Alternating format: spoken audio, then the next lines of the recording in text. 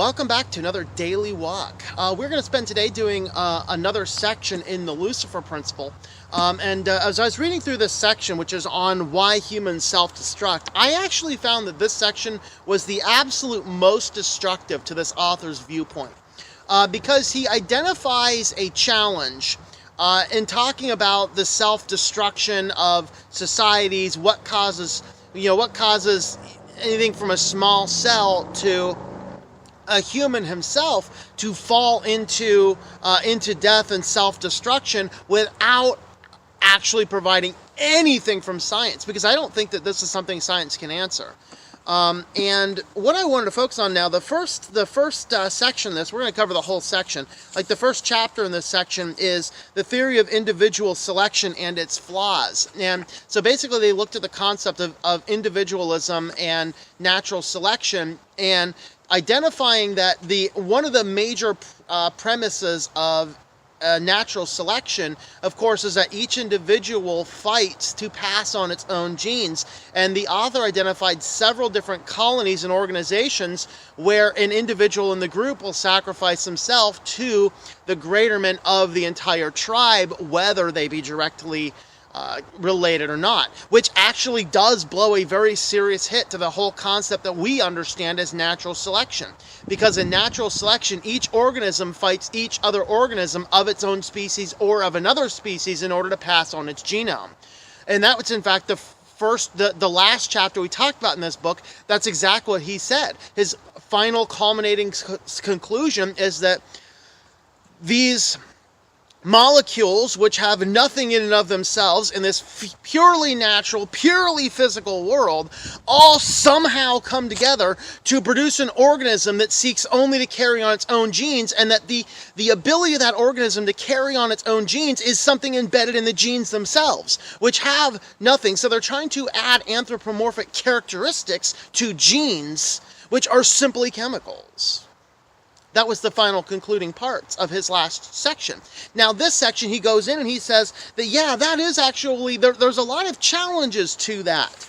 And then, so he spends the first chapter in this section is the longest, where, he talks about the Japanese kamikaze pilots, sacrificing themselves for the betterments. But he also talks about things like elk, and gazelles. A gazelle sees a tiger, the gazelle will start behaving erratically to alert the other gazelles. Now, if natural selection were purely a thing, he would be the guy that passes on his genes, because he goes, oh crap, there's a tiger over there, there's a cheetah over there, and he wants to come have me for lunch.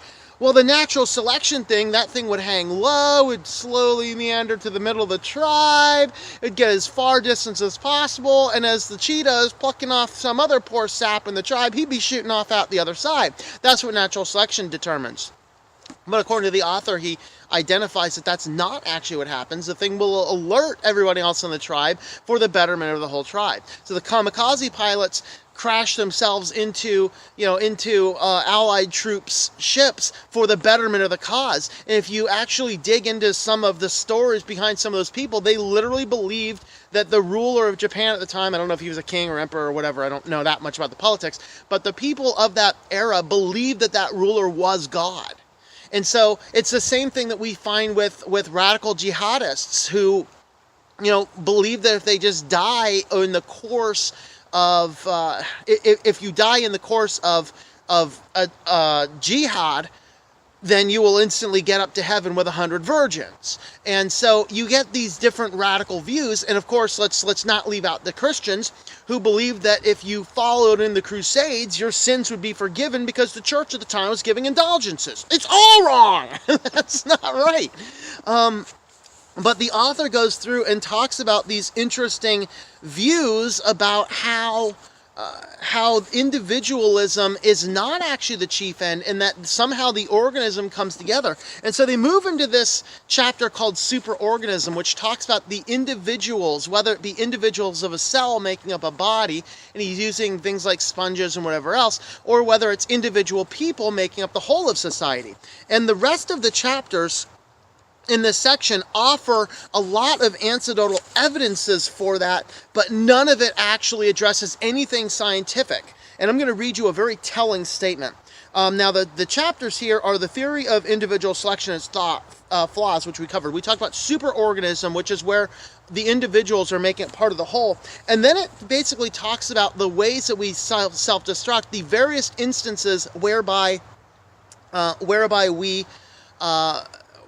we lose ourselves if we separate ourselves in our own isolation. So it basically says that our own isolation from societies will come together and destroy us. And so the next three sections are isolation, the ultimate poison, talking about how isolating a person from society will tend to, either cause a lot of health problems or even lead to death. Isolating a cell from the organism will do the same thing, etc.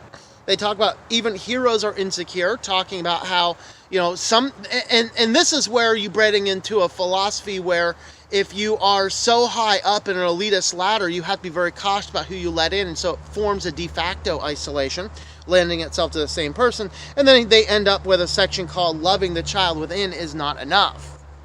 All right.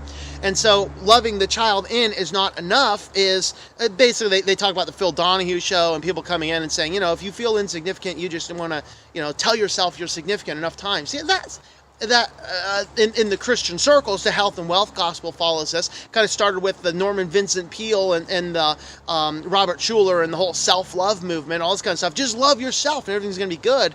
And he kind of says, no, that's a little ridiculous too.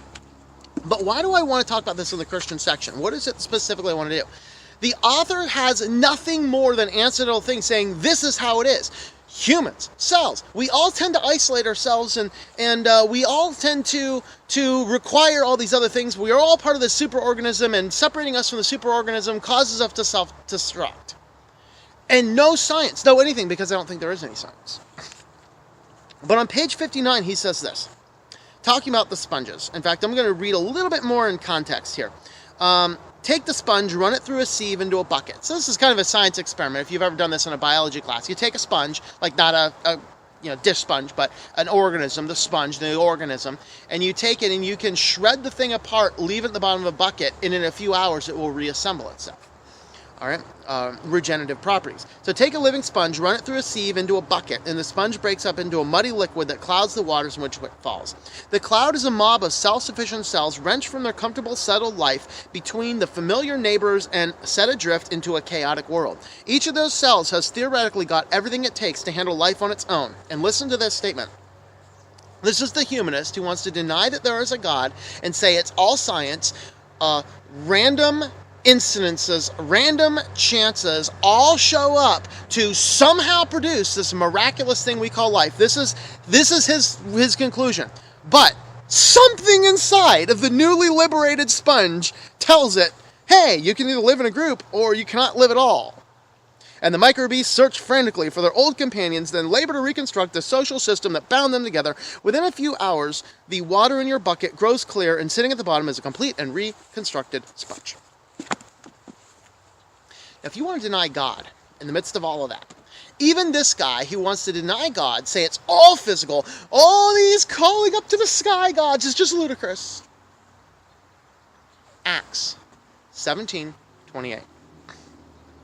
In him we live, we move, and we have our being.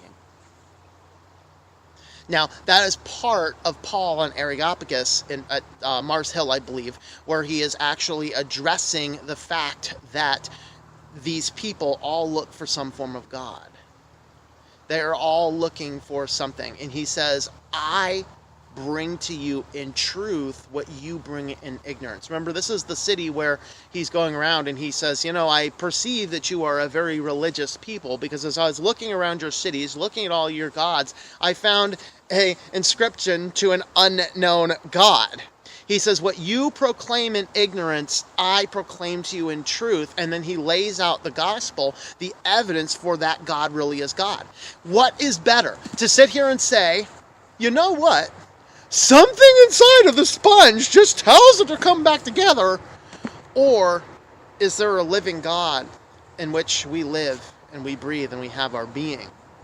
Of course, if you follow some of the more scientific-y sounding things, I think Lou Giglio talked about this a lot. A lot of this stuff trying to convince young Christians to be kind of militant Christian people, and I don't support any of that crappy movement either. But he's like, there's this stuff, and I believe it's if I remember correctly, I think it's called, it's not interferon, is it? I forget. But anyway, it's this protein that's shaped like a cross. And this has made big splashing headlines in the Christian circles, like, I don't know, 10 or 15 years ago. It's like, there's this thing, and it's like a cross, and it holds everything together. I think it is interferon, actually. I don't know.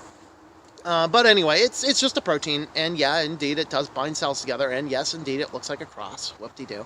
But you get this kind of stuff. It's like, we don't have to get that crazy, but at the same token, is it better to believe in this random, we don't know? And the fascinating thing about this whole chapter is that, or the whole section, including 4 or 5 chapters, however many this was, is that there was never once anything in science that points to why this is. It identified the phenomenological. It showed us in complex species, human beings, societies in our world. It showed in more simple species like insect species, ant colonies, looking at how the ant colony arranged itself. It looked at the sponge, individual cells. It looked at amoebas and how amoebas link together to form colonies. They even talk about cyclic AMP, which is a signaling system in the cell. And they said, you know, isn't it fascinating? The signaling system in the human is the same as the signaling system in this colony of slime molds. Well, it makes sense if we're all created by the same being. Why would you want to reuse stuff? If you're a programmer, you don't recode every single thing. You work in your career on little snippets and you paste those snippets in. Well, that's exactly what we'd expect if there was an all-powerful God. All right.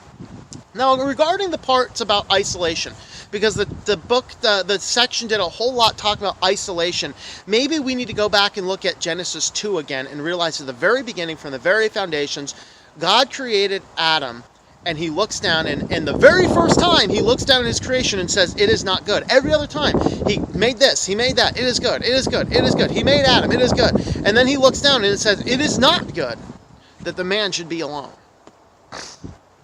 And thus was the beginning of the organizations around societies and everything else. So everything he is talking about, that he provides no scientific basis for why it is. He describes the phenomenological. He leaves us this problem. He never solves it. He never gives us anything. Is all perfectly consistent with the thoughts and the viewpoints of biblical Christianity, of an ultimate God who has given us inside of our base. All of this is all inside of us, exactly what we are.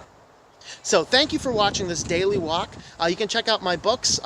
Testing and Temptations is one of my books. Art of Shallow Neighboring is the other book. You can get information about those at ourwalkinchrist.com/support. So thanks for watching, and hope that you enjoy your daily walk in our Lord.